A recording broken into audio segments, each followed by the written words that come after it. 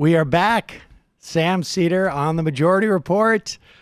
On the phone, it's a pleasure to welcome to the program Anthony Fantano. He is the internet's busiest music nerd, obviously known for his YouTube channel at the Needle Drop. Anthony, welcome to the program.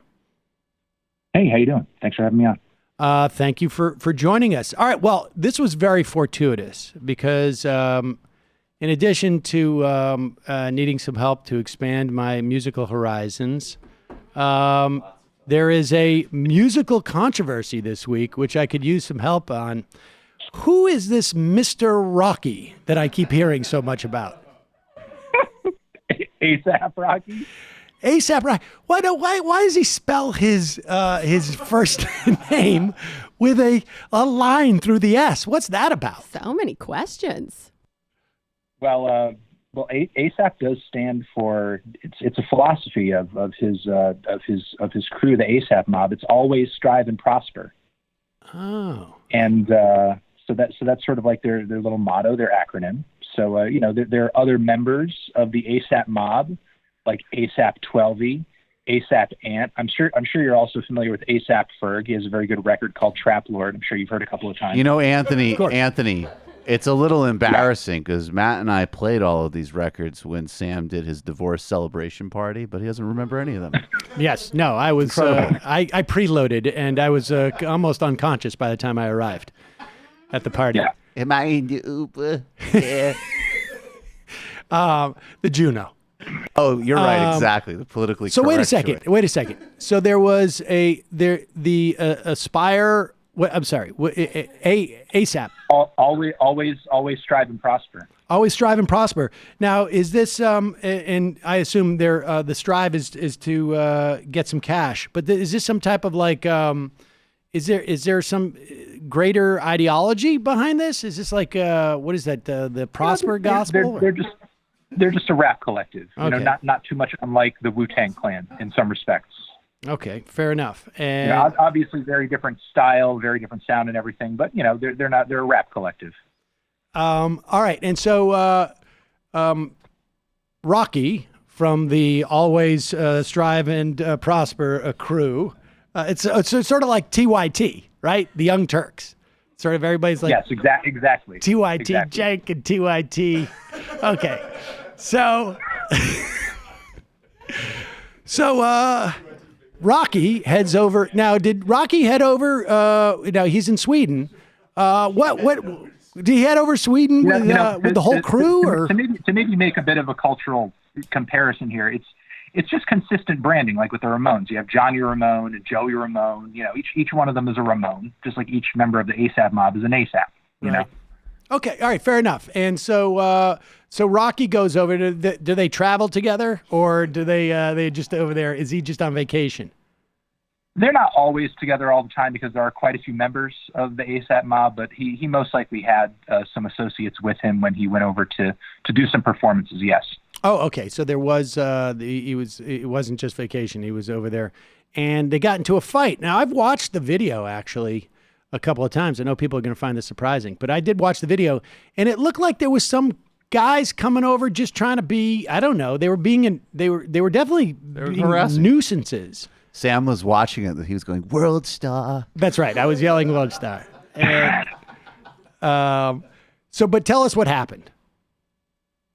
I mean, for your characterization of the video, as far as, my view of it is pretty accurate. It's just sort of an unfortunate thing that I'll put it this way. There are a lot of rappers out there, and ASAP Rocky is definitely one of them who, brag or talk tough in their music, which is not, there's nothing wrong with that. I mean, there's a long storied history of doing such things in hip hop. It's just kind of an established trope or norm at this point. But unfortunately, there are some people in the hip hop audience, on the dumber side of the audience, who think that is like an invitation to test that person's toughness in real life if they happen to see them face to face. And that tends to, lead to some scuffles, lead to some fights, lead to harassment, lead to negging and harassing and, calling people out or whatever. And unfortunately, it sort of seems like that's what was happening in this moment. And A$AP Rocky, instead of turning the other cheek and just kind of going on about his day, probably just fed into it more than he needed to. I mean, I think that happens with Michael, too, actually, when he's out and about. He's projecting all that image. And, I fed you the TYT joke, but I like that. I like the reversal. They've got a reputation. I was there when the Vice Party turned violent with the A$AP mob. Oh, is that right? Back. Yeah, at South by Southwest. It was kind of nuts. I mean, this is an old story, right? I mean, it happened even with like Houdini. Houdini would perform and always saying like how he could have people punch him in the stomach, and then somebody went up and did it when he wasn't looking, and then he ends up passing away because of it. Yeah, it was exactly like that. Yeah, that's what happened to Houdini. I think it's very different, but that's pretty depressing. Yeah. It's not that different. I mean, you project an image. You project an image, and casual. The civvy population. I'm wants to actually come really and test appreciating some like odd-looking guys in Brooklyn going, "Can you do Nation of Islam Obama for me?" Sounds a lot nicer. So, but this is where it starts getting weird. The Swedish officials charge A$AP Rocky and I imagine some of his crew that were with him with assault because he did beat up these guys, and then what happens?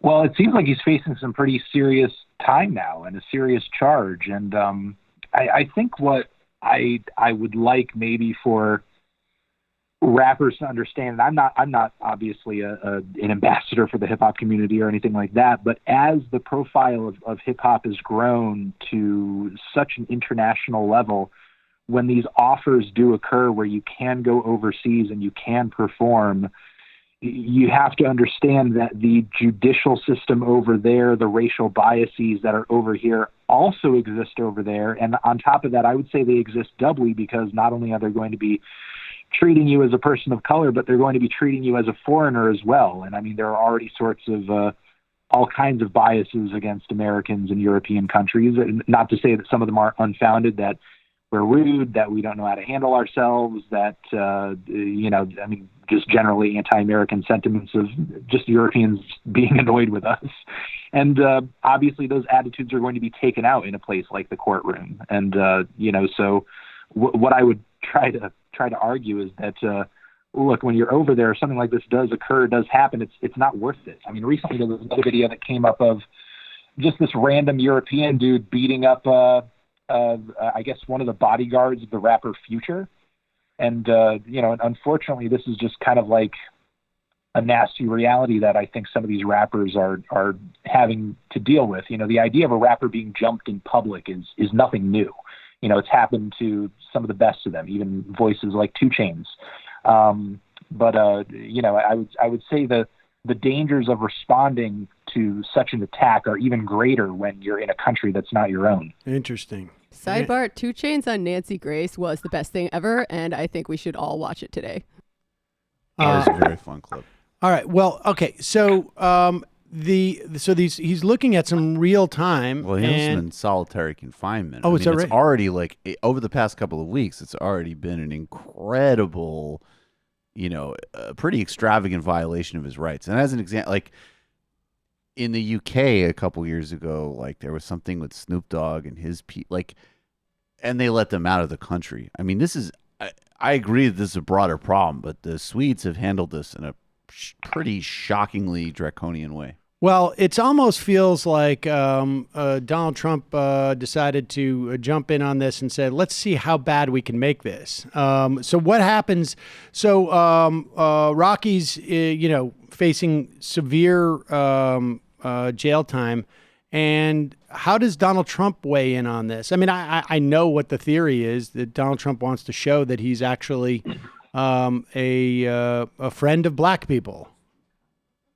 Yeah, well, I mean, if we remember the first tweet that initiated this from all of him, we have to recall that that the message of this, according to Trump, came from Kanye. Kanye somehow got him on the phone and Trump described the whole situation as Kanye says his friend ASAP Rocky, he's over there and this needs to be handled, this needs to be taken care of, and the connection between Trump and Kanye is already something that the hip hop community is and has consistently been groaning over for a very long time.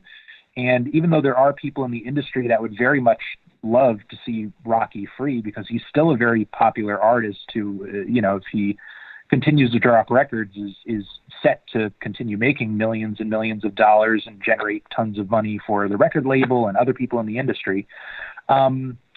Most people in the hip hop community are looking at this quote unquote attempt by Donald Trump to get him out. They're looking at it very skeptically. They're seeing it as a transparent attempt to try to win them over, and they're not buying it as much as they would like for it to happen. And I feel like on some level, it's not going to help Rocky to have Donald Trump publicly out there making it. Do you think it is going to?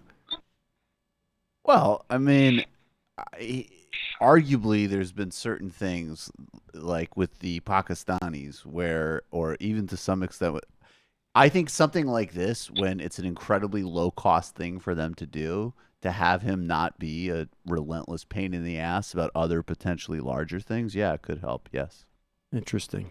I'll say that even a little bit of Trump pressure to try to get him out, I think, is better than absolutely no pressure whatsoever, which is essentially what was being applied before this.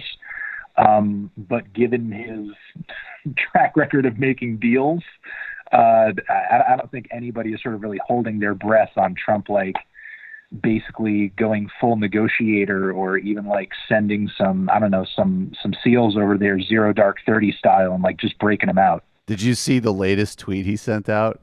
He wrote, the first one is ridiculous, but I'll read the one that's just pretty funny. He wrote, give ASAP, which he spells correctly, by the way, Sam. Give ASAP. With the dollar sign? Yes, that's what I'm saying. Give ASAP his freedom, all capitalized. We do so much for Sweden, but it doesn't seem to work the other way around. Sweden should focus on its real crime problem. # free Rocky. Does he mean Muslims by that?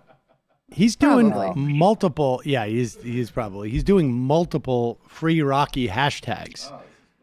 Where's Nancy Pelosi on this? Right. I mean, actually, honestly, frankly, I don't know who A$AP Rocky's congressperson is, but where is A$AP Rocky's congressperson? Well, I wonder if this hurts, like State Department actually going and saying, hey, like they would for any, private individual. I wonder if it hurts, because the more, I think, sort of like publicity it gets, the more pressure it puts on the Swedes to actually not capitulate to Donald Trump, I would imagine.